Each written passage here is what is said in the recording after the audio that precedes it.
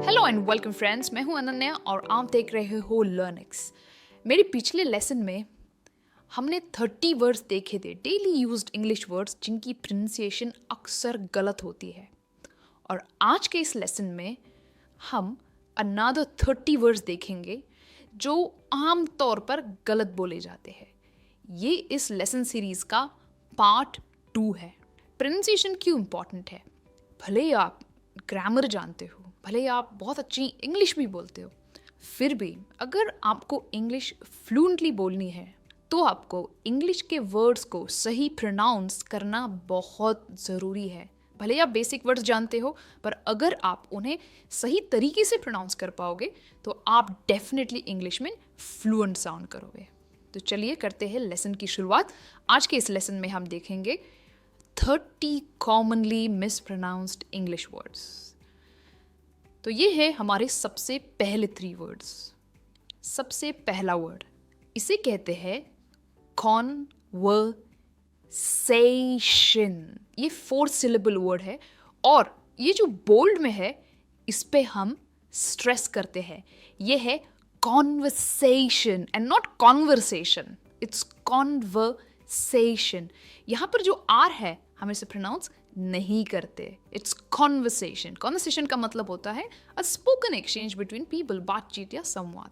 Second word बहुत ही common word है और अक्सर गलत बोला जाता है। इसे कहते हैं pra and not pro, it's pronunciation.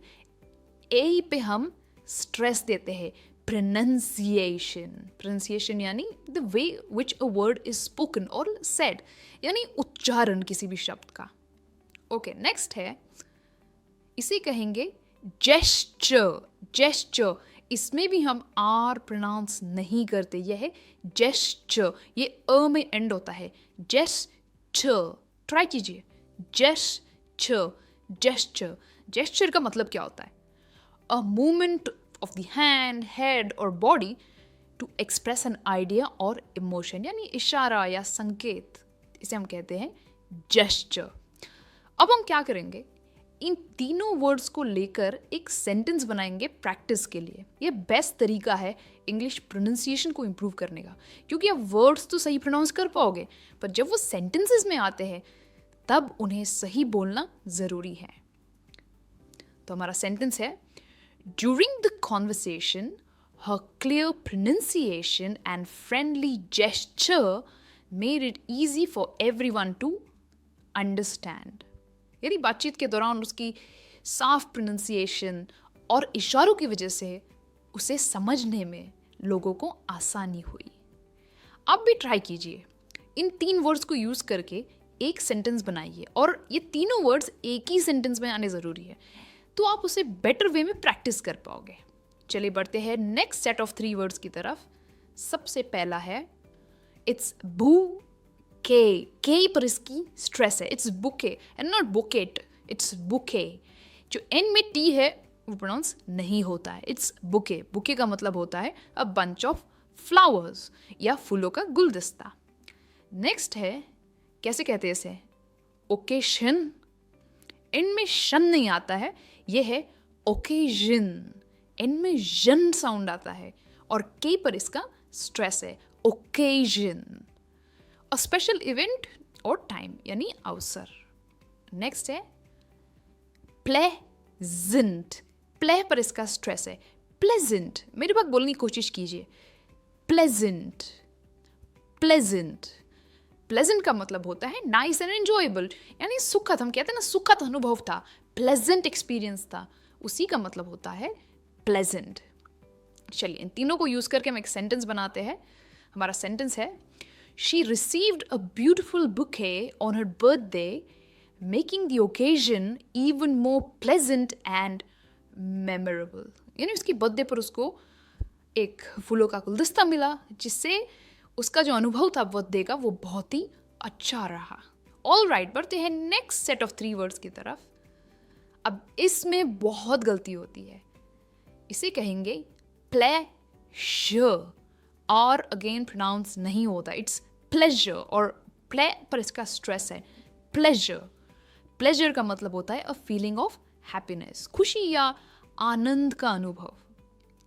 Next आप कहोगे बहुत ईजी है, एंड में हम नेस नहीं कहते, ये है बिजनेस। देखिए डिफरेंस नेस और नस, बिजनेस, बिज पर इसका स्ट्रेस है, बिजनेस यानी व्यापार। इसके बाद है हम ट्रैवल, वेल नहीं कहते, ये है travel, travel, travel and not well. Try पर इसका स्ट्रेस है, ट्रैवल यानी यात्रा। चलिए सेंटेंस देखते हैं। He often combines business with pleasure when he travels to different countries for work. चलिए आपकी बारी है, आप भी इन 3 वर्ड्स को यूज करके कमेंट्स में एटलीस्ट एक सेंटेंस लिखिए और उसे बोलने की कोशिश कीजिए, तभी आपकी प्रोनाउंसिएशन इंप्रूव होगी। और हम बढ़ते हमारे नेक्स्ट सेट ऑफ 3 वर्ड्स की तरफ। सबसे पहला है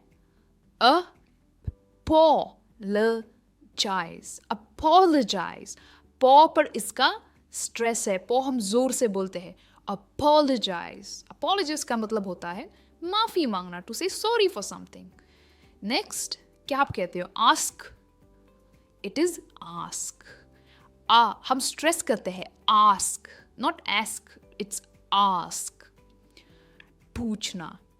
नेक्स्ट क्या कहते हैं, एक्सेप्ट, ये ए नहीं है, इट इज एक्सेप्ट, एक्सेप्ट। और जो लास्ट का सिलेबल है सेप्ट पर इसका स्ट्रेस है, एक्सेप्ट।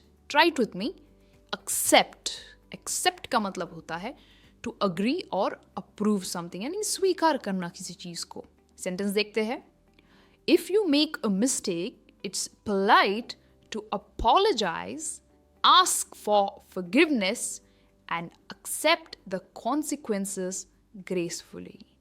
यानी अगर आप कोई गलती करो तो माफ़ी मांगो, क्षमा के लिए प्रार्थना करो और जो भी उसका परिणाम है उसे ग्रेसफुली एक्सेप्ट करो, यानी स्वीकार करो। ऑलराइट, बढ़ते हैं नेक्स्ट 3 वर्ड्स की तरफ।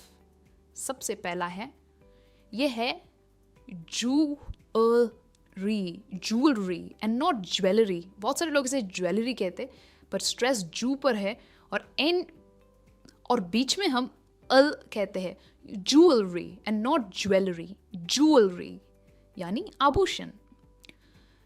ये काफी इंटरेस्टिंग वर्ड है, इसे कहते हैं कचोर, कचोर। कचोर का बहुत ही इंटरेस्टिंग मीनिंग है, हाई एंड फैशन डिजाइन को कचोर कहते हैं। जो डिजाइनर्स कपड़े बनाते हैं उन्हें कचोर कहते हैं। काफ़ी फैंसी वर्ड है इंग्लिश का, आपने न्यूज़पेपर्स में इसे डेफिनेटली देखा होगा या पढ़ा होगा। नेक्स्ट है, क्या इसे प्रीशियस कहते हैं? ये प्रीशियस नहीं है, ये है pre and not pree, precious. It's precious and not precious, precious. Precious यानी कीमती, very valuable. For example, the boutique sells couture gowns and precious pieces of jewelry. Couture, इसकी प्रोनाउंसिएशन है कचोर। नेक्स्ट 3 वर्ड्स देखते हैं। सबसे पहला है वुमेन, इसे कहेंगे वीमन, विमन। विमन यानी मोर देन वन फीमेल, बहुत सारी महिलाएं, जिसे हम कहते हैं विमन। नेक्स्ट है अटायर, अटायर, इसमें भी आर प्रोनाउंस नहीं होता है, ये है अटायर। अटायर का मतलब होता है पोशाक या पहनावा। जैसे दिवाली पे हम खास पहनावा पहनते हैं, पोशाक पहनते हैं, उसे कह सकते हो आप my Diwali attire and not attire. ये है डेट, इसमें बी साइलेंट है, हम कहते हैं debt and not depth, it's debt. Debt का मतलब होता है मनी यू ओ समवन, यानी जो कर्जा आप लेते हो उसे कहते हैं डेट। चलिए इन 3 वर्ड्स को यूज करके हम सेंटेंस बनाते हैं। Many women working hard to pay off their debt still manage to carry themselves with confidence and elegant attire and not attire। देखिए सेंटेंस क्या है ना, वो इम्पॉर्टेंट नहीं है। हमारा मेन गोल क्या है कि हम इन वर्ड्स को सेंटेंसेस में यूज़ कर पाए, ताकि जब भी हम बातचीत करते हैं तब इन वर्ड्स को सही प्रोनाउंस कर पाए। यही हमारा मेन गोल है। तो आप भी इन 3 वर्ड्स को यूज़ करके एटलीस्ट एक सेंटेंस कमेंट्स में लिखिए, उसे ज़ोर से बोलने की कोशिश कीजिए। That's the best way to practice. बढ़ते हमारे नेक्स्ट सेट ऑफ वर्ड्स की तरफ, जो है फेवर। इसमें भी आर प्रोनाउंस नहीं होता है, इट इज फेवर। फेवर का मतलब होता है हेल्प, राइट? उपकार करना, किसी पे कृपा करना, उसे कहेंगे आप favour. Next is escape, and it is not escape, it is escape. Escape पर इसका स्ट्रेस है, escape and not escape, यानी भाग जाना या बच निकलना, उसे कहते हैं escape. Next is valuable. It is not valuable, भले इसकी एंड में able है, हम able नहीं कहते, बल में इसका एंडिंग है, valuable. Valuable, valuable. Valuable का मतलब होता है worth a lot और very useful, यानी कीमती या महत्वपूर्ण, उसे हम कहते हैं valuable and not valuable, right? चलिए एग्जाम्पल देखते हैं. He did her a favor by helping her escape a risky deal, saving both time and valuable resources. All right, बढ़ते हैं नेक्स्ट सेट ऑफ 3 वर्ड्स की तरफ. हम जो रात को खाना खाते हैं उसे कहते हैं डिनर एंड नॉट डिनर. हम एंड में नहीं कहते, इट इज डिनर. एंड में साउंड आता है, इट इज डिनर. डिनर यानी रात का खाना. क्या इसे कहते हैं? Chocolate. It's chocolate. Clate and में देखिए क्या है, क्लेट एंड नॉट चॉकलेट. भले स्पेलिंग में लेट है पर हम कहते हैं क्लेट, चॉकलेट, यानी sweets made from cocoa. Next is salmon. Salmon and not salmon. ये एक तरह की मछली है, सामन फिश, और खाने में भी बहुत टेस्टी होती है, but it is salmon and not salmon. Example देखें. For dinner, we enjoyed grilled salmon followed by a rich chocolate dessert. यानी रात के खाने में हमने सामन फिश खाई, चॉकलेट डेजर्ट खाया, यानी स्वीट डिश में हमने चॉकलेट खाया. ऑल राइट, बढ़ते हैं नेक्स्ट सेट ऑफ 3 वर्ड्स की तरफ. सबसे पहला है प्रेफरेंसेस. प्रेफरेंसेस. प्रे पर इसका स्ट्रेस है, प्रेफरेंसेस. प्रेफरेंसेस का मतलब होता है आपकी पसंद. अगर 4 चीज़ों में से अगर आपको एक चीज़ पसंद है तो आप कहोगे that is my preference. Next is life style. ये एक कंपाउंड वर्ड है, लाइफ और स्टाइल से बनता है. लाइफ स्टाइल यानी आपकी जीवन शैली या जिस तरह से आप जीते हो, the way you live is called life style. उसके बाद है रूटीन. रूटीन, टीम पर इसका स्ट्रेस है. रूटीन, मेरे पर ट्राई कीजिए. रूटीन यानी आपका दिनचर्या, regular way of doing things, उसे कहेंगे रूटीन. चलिए एग्जाम्पल देखें. Everyone has different preferences that shape their daily routine and overall lifestyle. कितना इंटरेस्टिंग है ना, कैसे हम इन 3 वर्ड्स को एक ही सेंटेंस में यूज करके उन्हें सही बोलने की कोशिश कर रहे हैं. And that is again I am telling you the right way to practice.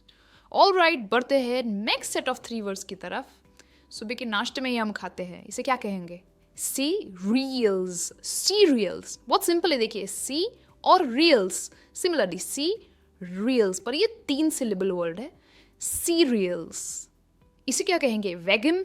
इसे कहेंगे vegan, not vegan, it is vegan. और वी पर इसका स्ट्रेस है, हम कहते हैं वीगन. वीगन का मतलब होता है अब जो मांस मच्छी नहीं खाता हो या दूध से बने हुए प्रोडक्ट्स नहीं खाता हो, उसे कहेंगे वीगन. सुबह का नाश्ता, उसे हम कहते हैं ब्रेकफास्ट एंड नॉट फास्ट. भले ही स्पेलिंग में फास्ट है पर हम कहते हैं फर्स्ट, ब्रेकफास्ट. सुबह का नाश्ता ब्रेकफास्ट. ऑल राइट, सेंटेंस देखते हैं. her vegan breakfast included oats, fruits, and plant-based cereals. Right? Vegan breakfast cereals.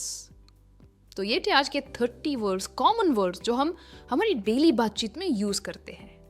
In words की प्रैक्टिस कीजिए ताकि आप इन्हें आपकी नेक्स्ट कॉन्वर्सेशन में कॉन्फिडेंटली बोल सकें. अगर आप इस सीरीज़ का 3rd पार्ट भी चाहते हैं तो मुझे कमेंट्स में लिखकर ज़रूर बताइए. मैं आपसे मिलूंगी जल्दी एक और नए लेसन के साथ. तब तक as usual keep learning and keep practicing English. Bye for now.